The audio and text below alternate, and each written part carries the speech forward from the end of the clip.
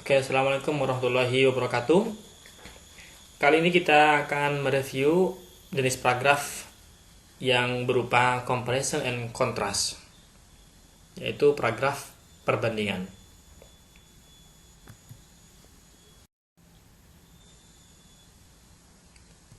Oke, kita mulai bagaimana cara membuat paragraf comparison and contrast. Pertama, kita perlu melihat aspek pada kemiripan atau similarity atau perbedaan atau kedua-duanya.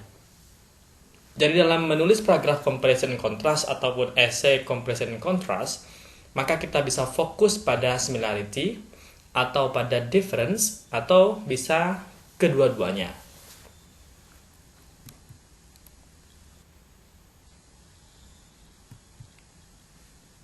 Nah, dalam penulisan comparison contrast, maka logika penulisannya agar koheren harus diurutkan secara logis, jadi logical order. Bagaimana caranya? Bisa memilih membandingkan antar subjek lalu ke subjek yang lain, atau dari poin ke poin. Nah, bagaimana subjek by subject and point by point? Kita lihat selanjutnya.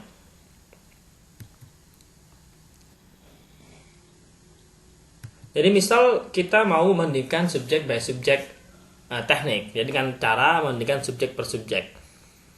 Misal kita punya subjeknya UIN Malang dan UIN Surabaya.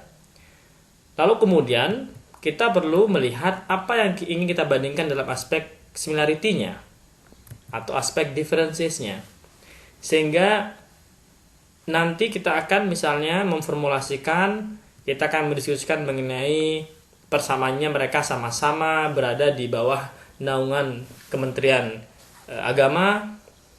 Kemudian kita nanti mau mendiskusikan mengenai average number of student each year, kemudian mengenai faculty and department, atau mungkin professor, lalu mungkin overseas graduates.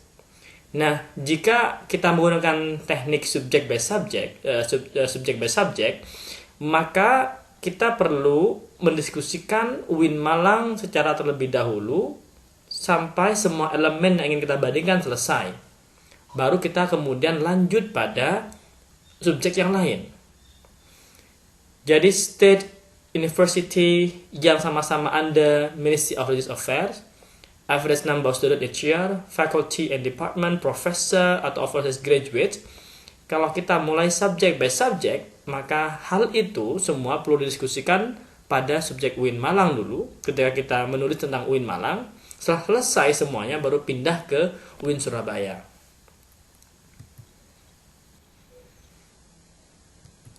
Lalu bedanya jika poin dan poin dengan topik yang sama, misalnya UIN Malang, maka kita akan mendiskusikan poin pertama tentang kemiripannya di bagian sama-sama sebagai kampus negeri di bawah Kementerian Agama. Lalu kita pindah ke poin yang lain, tapi dengan dua subjek. Jadi pertama kita mengatakan bahwa average number of student in UIN Malang sejumlah sekian, sedangkan di Surabaya sekian, titik. Nah, berarti kita membandingkan antar poin. Dari poin yang sama didiskusikan di dua subjek berbeda.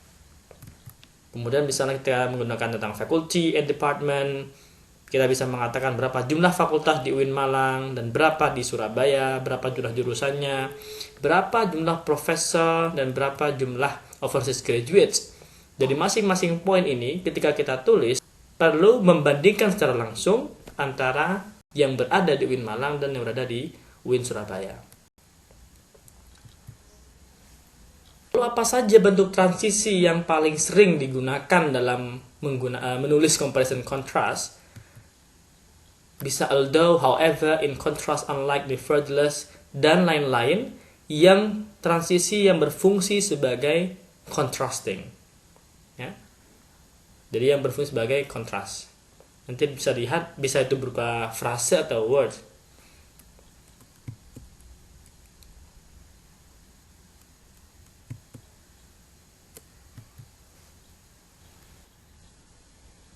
Kita lihat contoh yang ditulis oleh mahasiswa dengan NIM 18 tentang Orion Nebula dan Crab Nebula.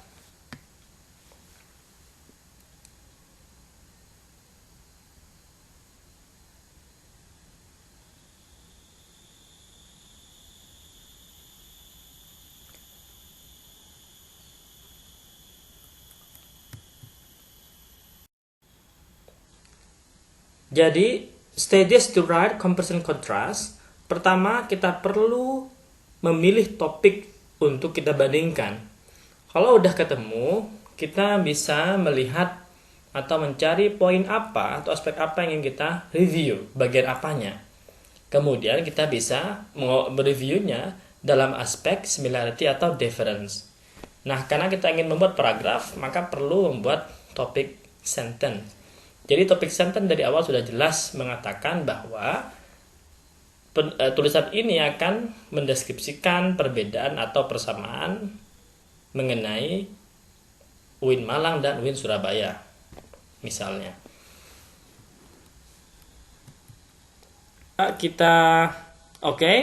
Coba kita praktek untuk misalnya kita punya topik mengenai distance learning dan on-site learning.